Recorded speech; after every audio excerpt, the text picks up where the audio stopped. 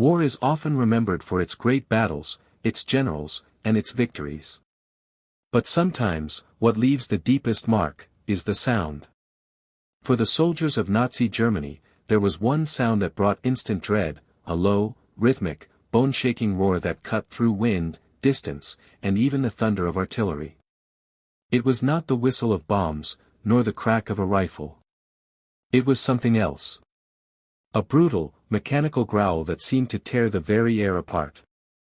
It was the sound of the American M2 Browning .50 caliber machine gun, the weapon that became a nightmare for German soldiers, tank crews, and pilots alike.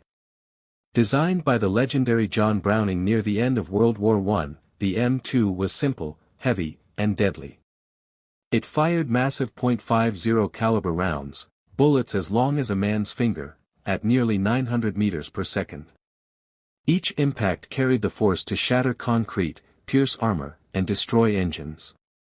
In the hands of American troops, it became more than a machine gun. It became a symbol of unstoppable firepower. By the time the United States entered World War II, the M2 was everywhere, mounted on jeeps, trucks, tanks, bombers, and naval ships. It defended convoys in the Atlantic, strafed German positions in Normandy, and chewed through Luftwaffe aircraft over Europe. To the Germans, it was known by a simple, chilling nickname, the half-inch death.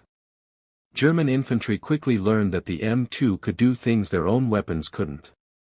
At long ranges, it tore through cover, wooden walls, sandbags, even light armor offered little protection. Machine gunners could sweep entire fields, tearing down trees and shattering vehicles in seconds.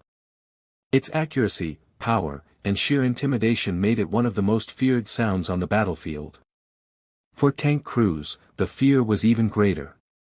When the M2's heavy rounds slammed into armor plates, they didn't always penetrate, but the impact could crack vision slits, damage optics, and send metal fragments ricocheting inside the vehicle. Even a near miss could wound or blind a crew member. In the skies, it was worse. The M2 armed nearly every American fighter, from the rugged P-47 Thunderbolt to the deadly P-51 Mustang. When those 6 or 8.50 calories opened fire, they unleashed a storm of bullets that ripped enemy aircraft apart. German pilots described the experience as being swallowed by lightning. Wings were shredded.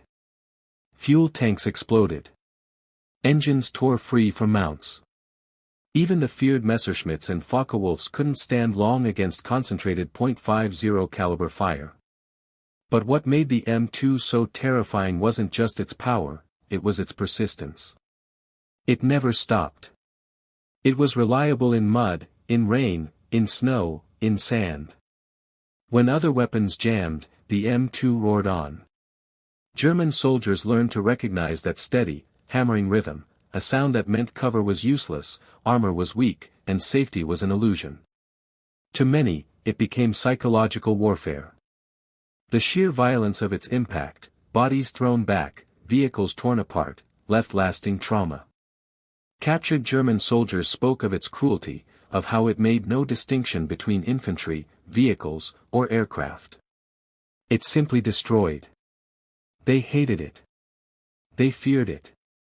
Because against the .50 caliber Browning, no place was safe. The dark reason the Germans hated the M2 was simple: it stripped away their sense of security. It was a weapon that erased the boundaries between safe and in danger.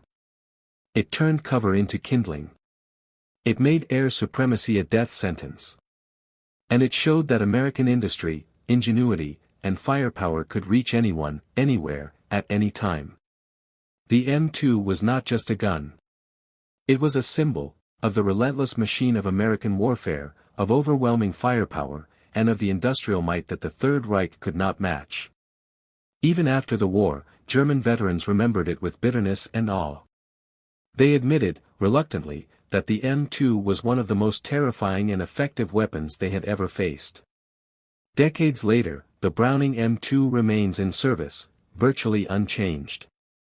From World War II to Korea, Vietnam, and beyond, its voice has echoed across generations of soldiers.